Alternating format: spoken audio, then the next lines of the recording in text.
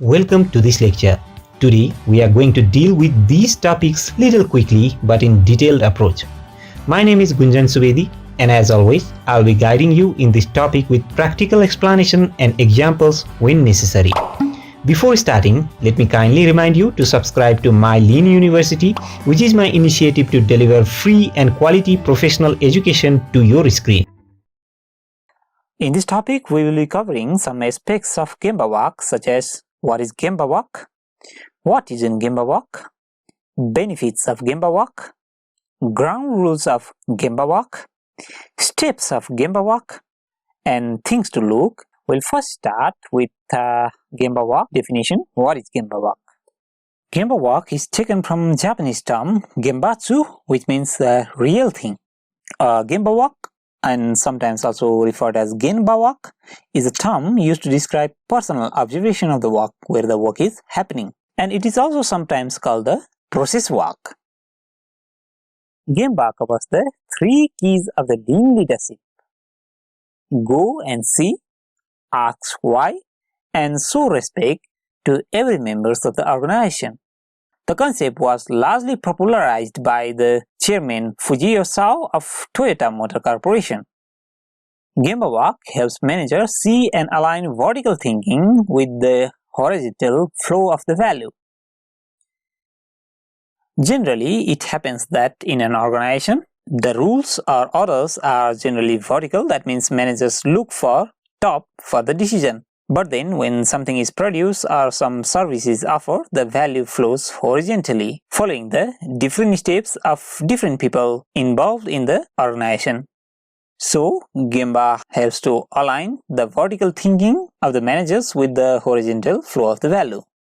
So, what isn't a Gemba Walk? Gemba Walk is not a time to solve problems and recommend action.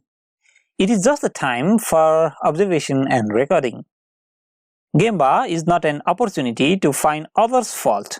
There should be a mutual respect and interest in helping each other in the Gemba Walk.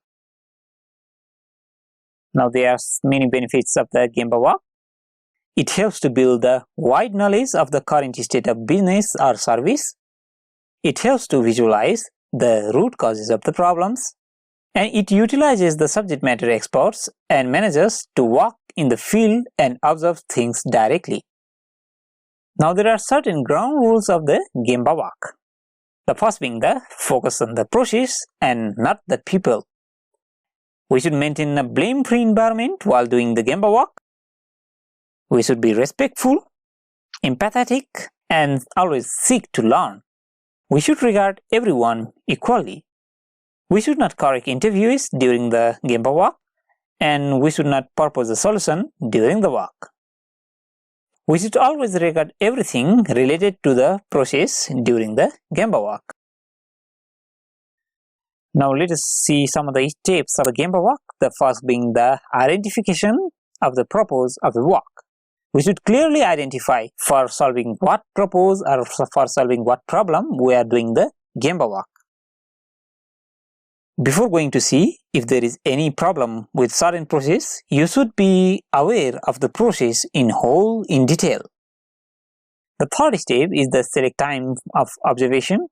Generally, the time of observation should not be when the machine or services has stopped running. The services or machines should be in the running phase. The whole organization of the process should be in the running phase at the time of the observation. We should then observe where is the value being created, and we should observe the process and quality of the service provided, see the performance of the current state of the process. We should then see the gap between the ideal state and what actually is happening in step number 7. And in step number 8, we close the gap between the present system and the ideal system by checking all the problems sought during root cause analysis. Now let us see what are the things that we must be aware of looking during the Gemba Walk. We should look the overall design and layout of the company or the system of process where we are doing the Gemba Walk. We should see overall flow of the materials and process. We should see if there are any mistake proofing or Pokoyoki devices. We should see if there are any hand-on boards or the display boards.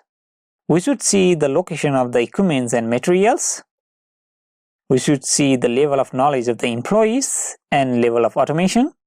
We should also see types and quality of the equipments used and how any non-compliance is handled.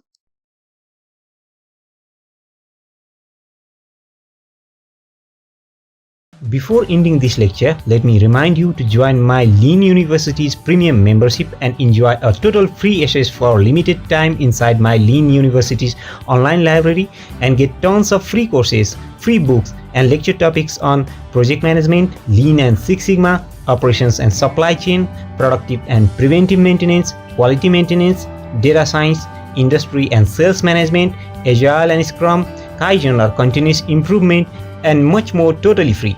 No strings attached. As we have limited seats, only the early subscribers will be given open access inside the premium membership, and remember, it's totally free.